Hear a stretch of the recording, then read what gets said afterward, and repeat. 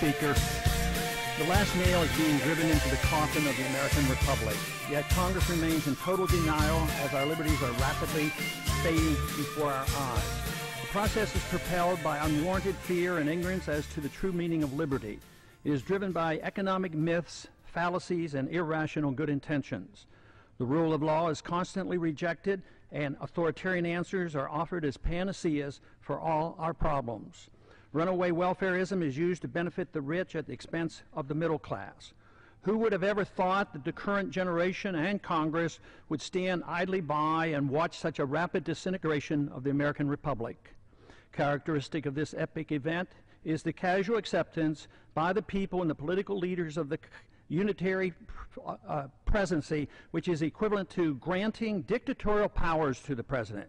Our presidents can now, on their own, order assassinations, including American citizens, operate secret military tribunals, engage in torture, enforce indefinite imprisonments without due process, order searches and seizures without proper warrants, gutting the Fourth Amendment, ignore the 60-day rule for reporting to the Congress the nature of any military operation as required by the War Powers Resolution, continue the Patriot Act abuses without oversight, wage war at will, treat all Americans as suspected terrorists at airports with TSA groping and nude x-raying.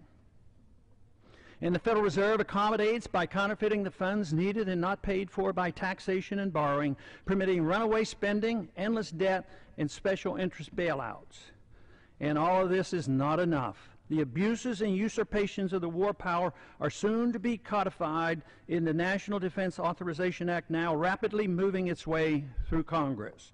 Instead of repealing the 2001 authorization for the use of military force, as we should, now that bin Laden is dead and gone, Congress is planning to massively increase the war power of the president.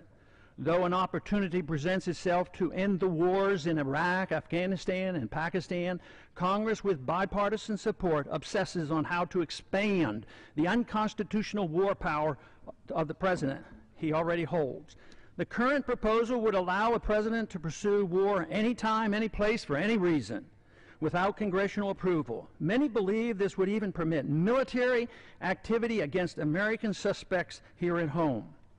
The proposed authority does not reference the 9/11 attacks. It would be expanded to include the Taliban and associated forces, a dangerously vague and expansive definition of our potential enemies.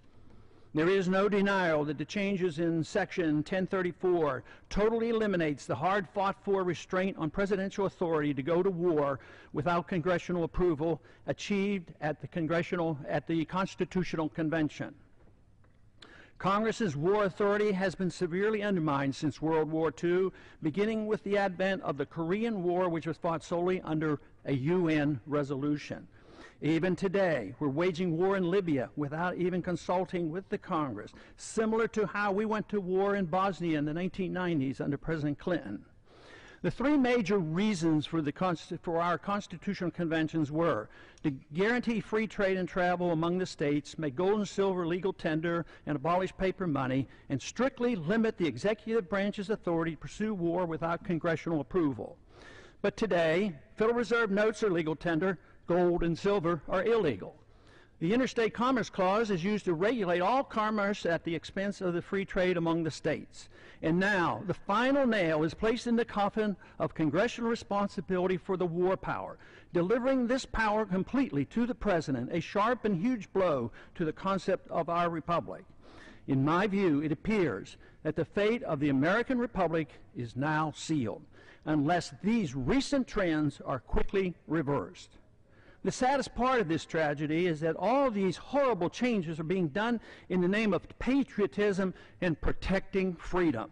They are justified by good intentions while believing the sacrifice of liberty is required for our safety. Nothing could be further from the truth. More sadly is the conviction that our enemies are driven to attack us for our freedoms and prosperity, and not because of our deeply flawed foreign policy that has generated justifiable grievances and has inspired the radical violence against us. Without this understanding, our endless, unnamed, and undeclared wars will continue and our wonderful experiment with liberty will end. And I yield back the balance of my time.